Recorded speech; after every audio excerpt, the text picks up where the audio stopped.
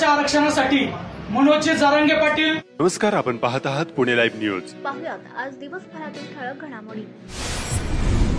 अर्बुजवाडी, सातकरस्थळ आणि वडगाव पाटोळी परिसरात बिबट्याचा वावर वाढल्याच्या तक्रारी नागरिकांनी केल्या आहेत. हनुमान गंगाराम अरबुज यांच्या गोठ्यावर भीमा नदी परिसरात बिबट्यानं हल्ला करत कालवड ठार केल्याची घटना समोर आली आहे. या घटनेने पुन्हा एकदा नागरिकांमध्ये भीतीचे वातावरण पसरले असून सदरची घटना बुधवारी घडली असल्याचं स्थानिकांनी कळवलं आहे. डुकरांनी भरलेली पिकअप जीप चालकाला लाकडी दांडके आणि लोखंडी टॉमीने जबर मारहाण करत 6 जणांनी मिळून जबरदस्तीने पळवून नेले. पिकअप चालक आणि साथीदाराला आरोपींनी यावेळी बेदम मारहाण केली. ही घटना खेड तालुक्यातील कुरुळी या ठिकाणी घडली. या प्रकरणी राजकुमार महेंद्र रेडलान, वय वर्ष 31, राहणार झेंडेमळा, देहू रोड, समाधान पांडुरंग राठोड, वय वर्ष 32, राहणार निघोचे, तालुका खेड, राम मदन मोटे, वय वर्ष 31, राहणार खराबवाडी, तालुका खेड, सोमनाथ अंकुश येळवंडे, वय वर्ष 41, राहणार निघोचे, तालुका खेड या चौघांना अटक केली आहे. त्यांच्यासह त्यांच्या 2 अनोळखी साथीदारांवर गुन्हा दाखल करण्यात आला आहे.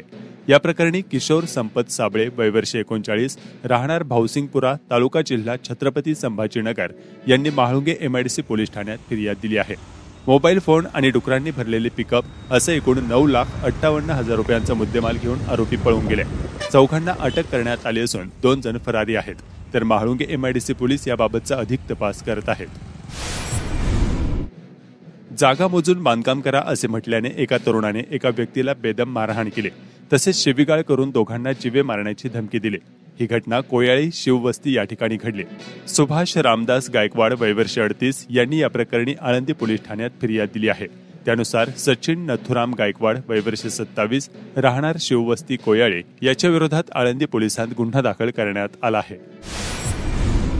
खेड तालुक्यातील महसूल अंतर्गत कुणबी नोंदी शोध मोहीम पूर्ण झाली आहे. शासनाने दिलेल्या पत्रकात माहिती भरण्याचे ऑनलाईन काम अंतिम टप्प्यात आल्याची माहिती तहसीलदार प्रशांत बेडसे यांनी दिली.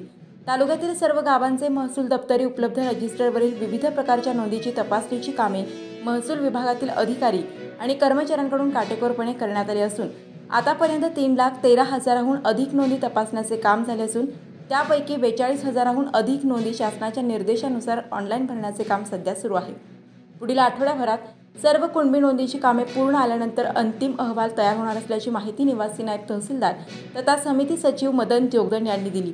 शिक्षण विभागासह ग्रामपंचायतीच्या जन्ममृत्यू रजिस्टर नोंदी शोधण्याचे कामे अंतिम टप्प्यात आली आहेत.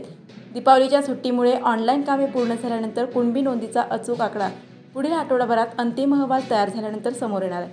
दरम्यान खेड तालुक्यातील मराठी शाळांमधील शालेय प्रवेश रजिस्टरमधील 1,39,810 नोंदींमधून 711 कुणबी नोंदी तपासणीतून समोर आल्या असल्याची माहिती गट शिक्षणाधिकारी अमोल जंगले यांनी दिली. तालुक्यातील मराठी शाळेतील पहिलीत प्रवेश घेतलेल्या नोंदीतून 711 कुणबी पुरावे सापडले आहेत. शासन निर्देशानुसार ऑनलाईन काम अंतिम टप्प्यात आले आहे. 1948 पूर्वीच्या काळातील रजिस्टरनुसार 54,067 नोंदीतून 694 तर 1948 ते 1967 दरम्यान रजिस्टरमधील 85,743 नोंदीतून 17 अशा मिळून एकूण 711 कुणबी नोंदी सापडल्याची माहिती गट शिक्षणाधिकारी अमोल जंगले यांनी दिली.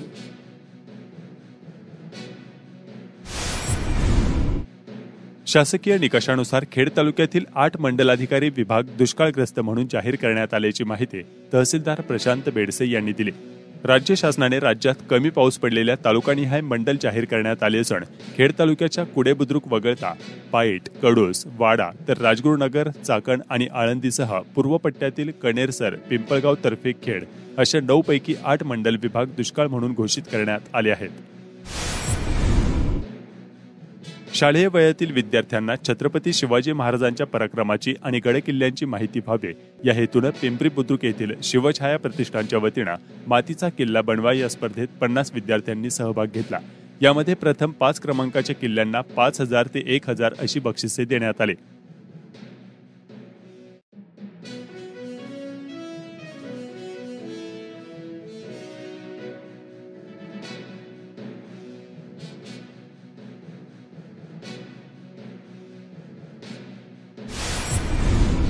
खेड तालुक्यात हिंदू हृदय सम्राट शिवसेना प्रमुख बाळासाहेब ठाकरे यांच्या स्मृती दिनानिमित्तानं विविध कार्यक्रमांचे आयोजन करण्यात आले होते.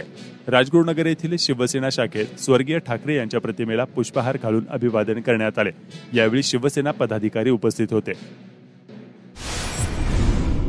चाकण येथील नावाजलेल्या श्री साईबाबा ग्रामीण बिगर शेती सहकारी पतसंस्था यांच्या तज्ज्ञ संचालकपदी प्राध्यापक राजेंद्र खरमाटे यांची निवड करण्यात आली। यावेळी पतसंस्थेचे अध्यक्ष श्री देवराम काळे, उपाध्यक्ष श्रीमती मीराबाई कडुसकर तसेच सर्व संचालक मंडळ उपस्थित होते। काळूसगावच्या पवळेवाडी विविध कार्यकारी सोसायटीच्या चेअरमनपदी अनिल लक्ष्मण येळवंडे यांची आज बिनविरोध निवड करण्यात आली। महाराष्ट्र राज्यात मराठा आरक्षणासाठी मनोज जरांगे पाटील यांच्या राज्यव्यापी दौरा चालू आहे। या अंतर्गत तीर्थक्षेत्र आळंदी येथे श्री संत ज्ञानेश्वर महाराज संजीवन समाधी दर्शनासाठी रविवारी दिनांक 19 नोव्हेंबर रोजी आगमन होणार आहे। रात्री 9 वाजता भव्य मिरवणूक व फुलांची पुष्पवृष्टी मिरवणूक, वारकरी संप्रदायाची दिंडी, ढोल ताशा पथक, पारंपरिक वाद्य, वारकरी नामघोषात व मराठा आरक्षण घोषणा जल्लोषात मिरवणुकीला प्रारंभ होणार आहे। दरम्यान दौऱ्यानिमित्त आळंदी या ठिकाणी बैठक घेऊन सर्व नियोजन करण्यात येत आहे। यावेळी खेड तालुका मराठा क्रांती मोर्चा व राज्य समन्वयक अंकुश राक्षे, मनोहर वाडेकर, शंकर राक्षे, अशोक मांडेकर यांची बैठक संपन्न झाली। चाकण चौक ते प्रदक्षिणा रोड मार्ग भैरवनाथ चौक ते मरकळ चौक ते छत्रपती शिवाजी महाराज स्मारक अभिवादन नगर परिषद चौक करून शिवराय स्मारक येथे मिरवणुकीची सांगता सभा होणार आहे। त्यावेळी मनोज जरांगे पाटील हे सभेला संबोधित करतील व तेथून संत ज्ञानेश्वर महाराज समाधी दर्शनासाठी संत ज्ञानेश्वर महाराज मंदिराकडे जरांगे पाटील यांचे प्रस्थान होईल। रविवारी दिनांक 19 नोव्हेंबर रोजी रात्री जरांगे पाटील मुक्कामी येणार असून त्यांची व सोबत असणारे सहकारी यांच्या राहण्यासाठी व्यवस्था मराठा समाज फ्रूटवाले धर्मशाळा येथे सकल मराठा समाज आळंदी यांच्या वतीने करण्यात आली। सदर माहिती सकल मराठा समाजाच्या वतीने पत्रकार परिषदेत येथे देण्यात आली। यावेळी पोलीस उपायुक्त संदीप डोईफोडे, एसीपी राजेंद्र गौड, आळंदीचे पोलीस निरीक्षक सुनील गोडसे आदी यावेळी उपस्थित होते। जय भवानी, जय शिवाजी, जय शिवाजी, जय भवानी, जय जय जय जय जय। आरक्षणासाठी मनोज जरांगे पाटील संपूर्ण महाराष्ट्राचा दौरा करत आहेत। या दौऱ्याच्या निमित्तानं मनोज जरांगे 19 नोव्हेंबर रोजी सायंकाळी 7 वाजता आपल्या श्री क्षेत्र देहूमध्ये जगद्गुरु तुकोबारायांचे आशीर्वाद घेण्यासाठी येत आहेत। श्री क्षेत्र देहू आणि पंचक्रोशीतील सर्व मराठा बांधवांना विनम्र आवाहन करतो की आपण सर्वांनी मनोज जरांगे पाटील यांच्या स्वागतासाठी मोठ्या संख्येनं उपस्थित राहावे।